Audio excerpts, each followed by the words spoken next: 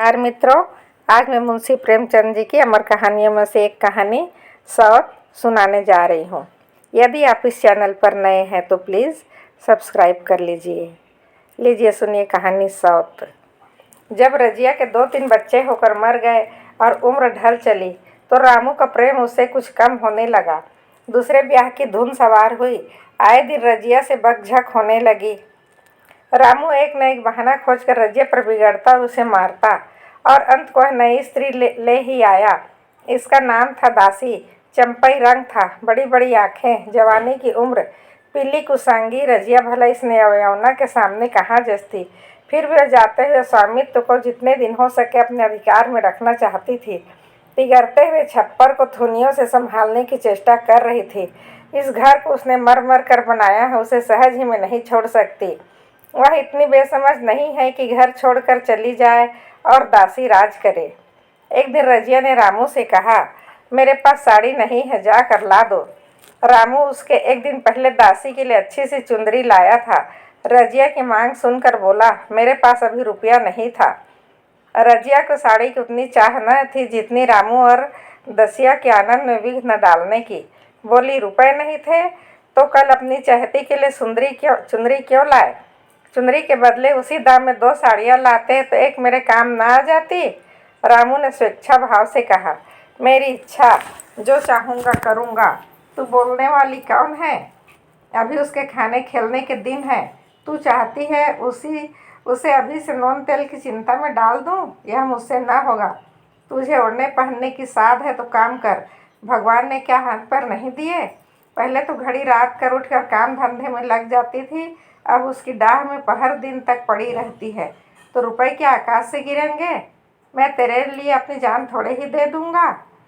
रजिया ने कहा, तो क्या मैं उसकी लौंडी हूँ कि वह रानी की तरह पड़ी रहे और मैं घर का सारा काम करती रहूँ? इतने दिनों छाती फाड़कर काम किया, उसका यह फल मिला, तो अब मेरी बला काम करने आती है। मैं जैसे रखूँगा वैसे तुझे रहना पड़ेगा। मेरी इच्छा होगी रहूँगी, नहीं अलग हो जाऊँगी। जो तेरी इच्छा होकर मेरा गला छोड़। अच्छी बात है, आज से तेरा गला छोड़ती हूँ, समझ लूँगी विधवा हो गई।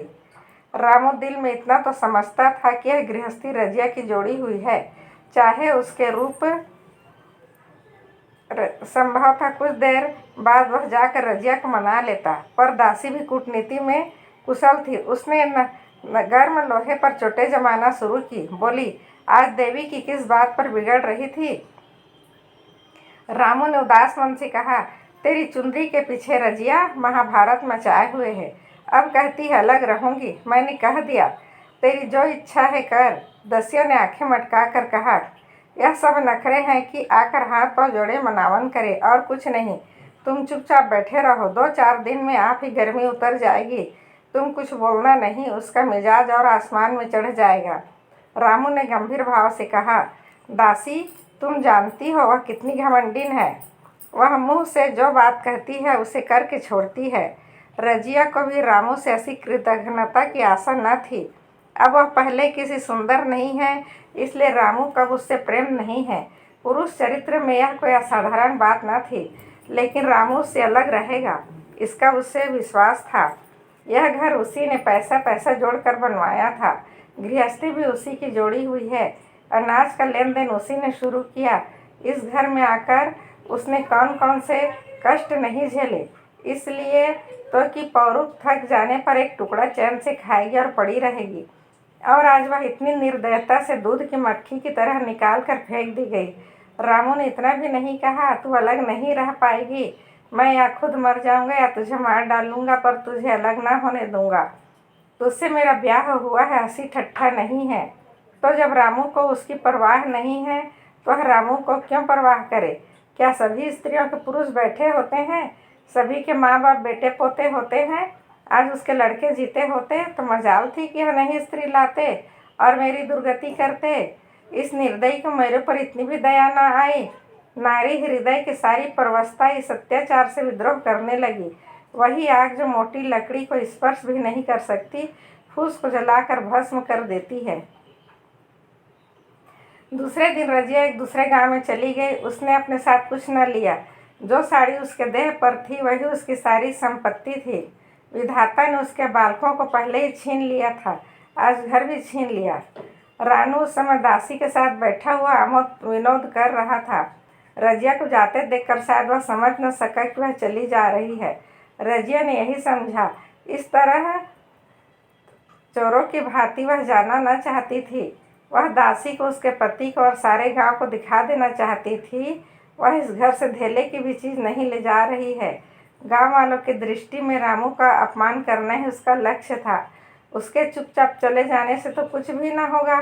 रामू उल्टा सबसे कहेगा, रजिया घर की सारी संपदा उठा ले गई। उसने रामू को पुकार कर कहा, संभालो अपना घर, मैं जाती हूँ। तुम्हारे घर की कोई भी चीज़ अपने साथ नहीं ले जाती। रामू एक क्षण के लिए कर्तव्य भ्रष्ट हो गया। क्या कहे उसकी समझ में नहीं आया। उसे आशा न थी कि वह यूँ जाएगी। उसने सोचा जब वह घर ढोकर ले जाने लगेगी तब वह गांव वालों को दिखाकर उनकी सहानुभूति प्राप्त करेगा। अब क्या करे। दसिया बोली, जाकर गांव में ढिंढोरा पीटाओ, यहाँ किसी का डर नहीं है। तू अपने घर से ले ही क्या आई थी, जो कुछ लेकर जाएगी।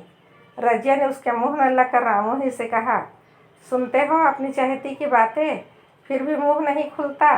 मैं तो जाती हूँ, लेकिन दसो रानी, तुम भी बहुत दिन राज ना करोगी। ईश्वर के दरबार में अन्याय नहीं फलता। वह बड़े बड़े घमंडियों का घमंड चूर कर देते हैं। दसिया ठट्ठा मारकर हंसी, पर रामू ने सिर झुका लिया। रजिया चली गई। रजिया जिस नए गांव से आई थी वह रामू के गांव से मिला हुआ ही था, अतएव यहाँ के लोग उससे परिचित हैं। वह कैसी कुशल गृहिणी है, कैसी मेहनती है, कैसी बात की सच्ची है। यहाँ किसी से कुछ बात छिपी नहीं थी। रजिया को मजूरी मिलने में कोई बाधा न हुई। जो एक लेकर दो का काम करे उसे काम की क्या कमी। 3 साल एक रजिया ने कैसे काटे, कैसे एक नई गृहस्थी बनाई, कैसे खेती शुरू की, इसका बयान करने बैठे तो पोथी हो जाए। संचय के जितने मंत्र हैं, जितने साधन हैं, रजिया को खूब मालूम थे। फिर अब उसे लाग हो गई थी और लाग में आदमी की शक्ति का वारा पार नहीं रहता। गांव वाले उसका परिश्रम देखकर दांतों तले उंगली दबाते थे। वह रामू को दिखा देना चाहती है, मैं तुमसे अलग होकर भी आराम से रह सकती हूँ। अब वह पराधीन नारी नहीं है, अपनी कमाई खाती है। रजिया के पास बैलों की एक अच्छी जोड़ी है। रजिया उन्हें केवल खली भूसी देकर नहीं रह जाती, रोज 2 रोटियां भी खिलाती है, फिर उन्हें घंटों सहलाती है। कभी कभी उनके कंधों पर सिर रख कर रोती है और कहती है, अब बेटे तो तुम ही हो, पति तो तुम ही हो, मेरी जाल अब तुम्हारे साथ ही है। दोनों बैल शायद रजिया की भाषा और भाव समझते हैं। वे मनुष्य नहीं बैल है। दोनों सिर नीचे करके रजिया का हाथ चाटकर उसे आश्वासन देते हैं। वे उसे देखते ही कितने प्रेम से उसकी ओर ताकने लगते हैं, कितने हर्ष से कंधा झुलाकर जुआ रखवाते हैं और कैसा जी तोड़ काम करते हैं। वह ये लोग समझ सकते हैं जिन्होंने बैलों की सेवा की और उनके हृदय को अपनाया है। रजिया इस गांव की चौधराइन है। उसकी बुद्धि जो पहले नित्य आधार खोजती रहती थी और स्वच्छंद रूप से अपना विकास न कर सकती थी, अब छाया से निकलकर प्रौढ़ और उन्नत हो गई है। एक दिन रजिया घर लौटी तो एक आदमी ने कहा, तुमने नहीं सुना चौधराइन, रामू तो बहुत बीमार है।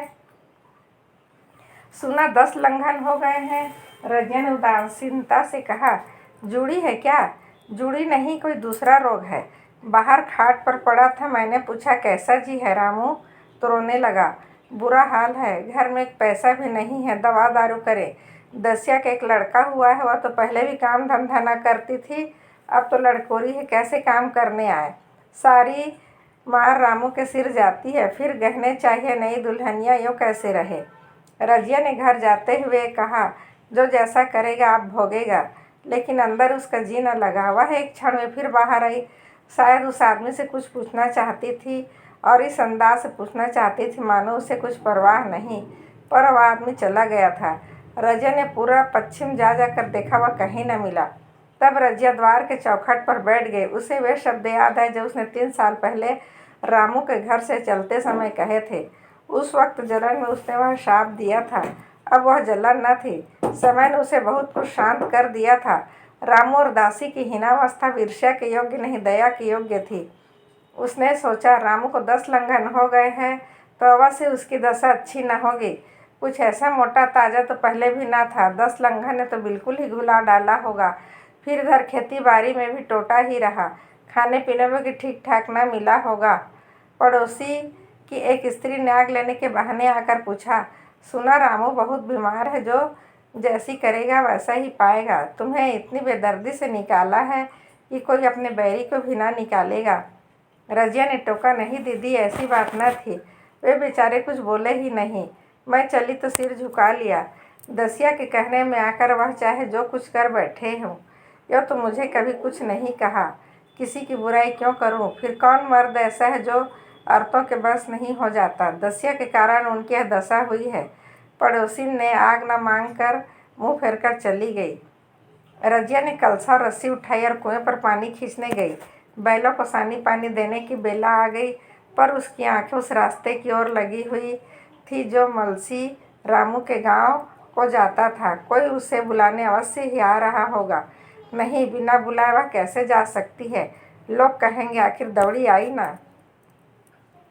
मगर रामू तो अचेत पड़ा होगा। 10 लंघन थोड़े नहीं होते। उसके देह में था ही क्या? फिर उसे कौन बुलाएगा? दसिया को क्या गरज पड़ी है? कोई दूसरा घर कर लेगी। जवान है, 100 ग्राहक निकल आवेंगे। अच्छा, वह तो आ रहा है। हाँ, आ रहा है। कुछ घबराया सा जान पड़ता है। कौन आदमी है? इसे तो कभी मलसी में नहीं देखा। मगर उस वक्त से मलसी कभी गई भी तो नहीं। 2-4 नए आदमी आकर बसे ही होंगे। बटोही चुपचाप कुएं के पास से निकला। रजिया ने कलसा जगत पर रख दिया और उसके पास जाकर बोली, रामू महतो ने भेजा है तुम्हें? अच्छा तो चलो घर, मैं तुम्हारे साथ चलती हूँ। नहीं, अभी मैं कुछ देर है। बैलों को सानी पानी देना है, दिया बत्ती करनी है। तुम्हें रुपए दे दूँ, जाकर दसिया को दे देना। कह देना कोई काम हो तो बुला भेजे। बटोही रामू को क्या जाने, किसी दूसरे गांव का रहने वाला था। पहले तो चकराया, फिर समझ गया। चुपके से रजिया के साथ चला गया और रुपए लेकर लंबा हुआ। चलते चलते रजिया ने पूछा, अब क्या हाल है उनका? बटोही ने अटकल से कहा, अब तो कुछ संभल रहे हैं। दसिया बहुत रो धो तो नहीं रही है? रोती तो नहीं थी, वह क्यों रोएगी? मालूम होगा वो पीछे। बटोही चला गया तो रजिया ने बैलों को सानी पानी किया, पर मन रामू की ओर ही लगा था। स्नेह स्मृतियाँ छोटी छोटी तारिकाओं की भांति मन में उदित होती जाती थी। एक बार जब वह बीमार पड़ी थी, वह बात याद आई। 10 साल हो गए। वह कैसे रात दिन उसके सिरहाने बैठा रहता था, खाना पीना तक भूल गया था। उसके मन में आया, क्यों न चल कर देखी आवे। कोई क्या कहेगा? किसका मुँह है जो कुछ कहे? चोरी करने नहीं जा रही है, उस आदमी के पास जा रही है जिसके साथ 15-20 साल रही है। दसिया नाक सिकोड़ेगी, मुझे उससे क्या मतलब। रजिया ने किवाड़ बंद किए, घर मजूर को सहेजा और रामू को देखने चली, कांपती झिझकती, क्षमा का ध्यान लिए हुए। रामू को थोड़े ही दिनों में मालूम हो गया था कि उसके घर की आत्मा निकल गई है, और वह चाहे कितना जोर करे, कितना ही सिर खपाए, उसमें स्फूर्ति नहीं आती। दासी सुंदरी थी, शौकीन थी, फूहड़ थी। जब पहला नशा उतरा तो ठाए ठाए शुरू हुई। खेती की उपज कम होने लगी और जो होती भी थी वह उटपटांग खर्च होती थी। ऋण लेना पड़ता था। इसी चिंता और शोक में उसका स्वास्थ्य बिगड़ने लगा। शुरू में कुछ परवाह न की। परवाह करके ही क्या करता? घर में पैसे न थे।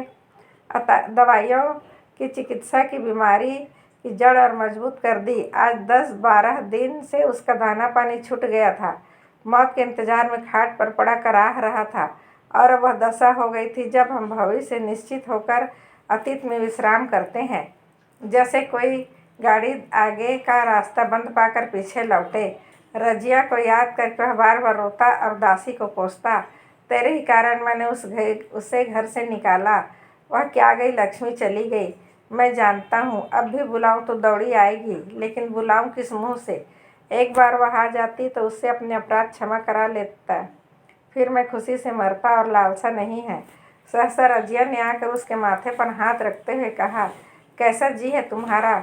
मुझे तो आज हाल मिला। रामू ने सजल नेत्रों से उसे देखा, पर कुछ कह न सका।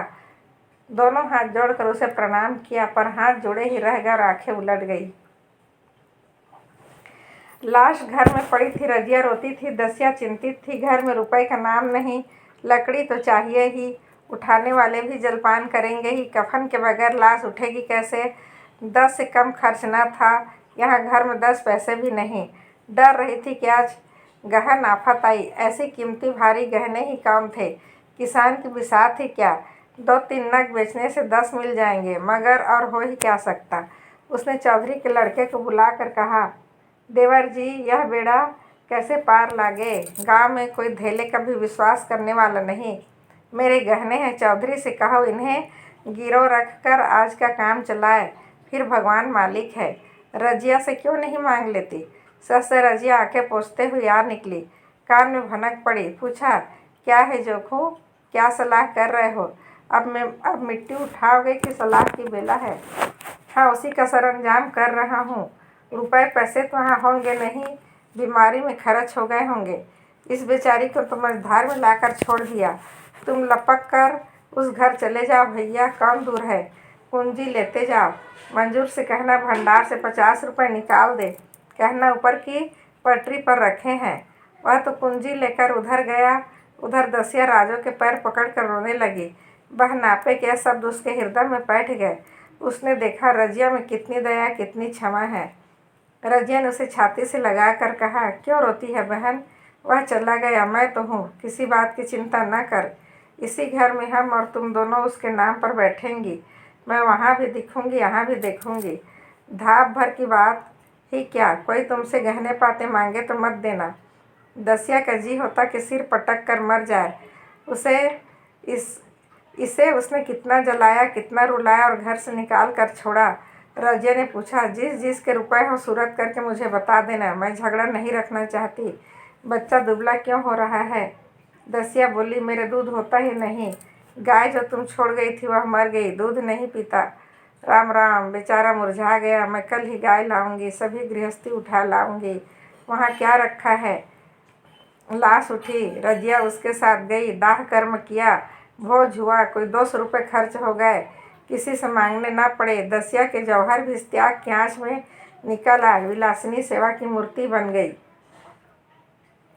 आज रामू को मरे 7 साल हुए हैं। रजिया घर संभाले हुए है। दसिया को शौक नहीं, बेटी समझती है। पहले उसे पहना कर तब आप पहनती है, उसे खिलाकर आप खाती है। जोखू पढ़ने जाता है, उसकी सगाई की बातचीत पक्की हो गई। इस जाति में बचपन में ही ब्याह हो जाता है। दसिया ने कहा, बहन गहने बनवा कर क्या करोगी, मेरे गहने तो धरे हैं। रजिया ने कहा, नहीं रे, उसके लिए नए गहने बनवाऊंगी। अभी तो मेरा हाथ चलता है, जब थक जाऊँ तो जो चाहे करना। तेरे भी पहनने ओढ़ने के दिन है, तू अपने गहने रहने दे। नाइन ठकुर सुहाती करके बोली, आज जोखू के बाप होता तो कुछ और ही बात होती। रजिया ने कहा, वे नहीं है तो मैं तो हूँ। वे जितना करते मैं उससे दुगना करूँगी। जब मैं मर जाऊँ तब कहना जोखू का बाप नहीं है। ब्याह के दिन दसिया को रोते देखकर रजिया ने कहा, बहू तुम क्यों रोती हो, अभी तो मैं जीती हूँ। घर तुम्हारा है, जैसे चाहे रहो। मुझे एक रोटी दे दो बस, और मुझे क्या करना, मेरा आदमी मर गया, तुम्हारा तभी जीता है। दसिया ने उसकी गोद में सिर रख दिया और खूब रोई। जीजी, तुम मेरी माता हो, तुम न होती तो मैं किसके द्वार पर खड़ी होती। घर में तो चूहे लौटते थे, उनके राज में मुझे दुख दुख उठाने पड़े। सुहाग का सुख तो मुझे तुम्हारे राज में मिला। मैं दुख से नहीं रोती, रोती हूँ भगवान की दया पर कि कहाँ मैं और कहाँ यहाँ खुशहाली। रजिया मुस्कुरा कर रो दी। अलविदा मित्रों, अगली कहानी में फिर मिलते हैं।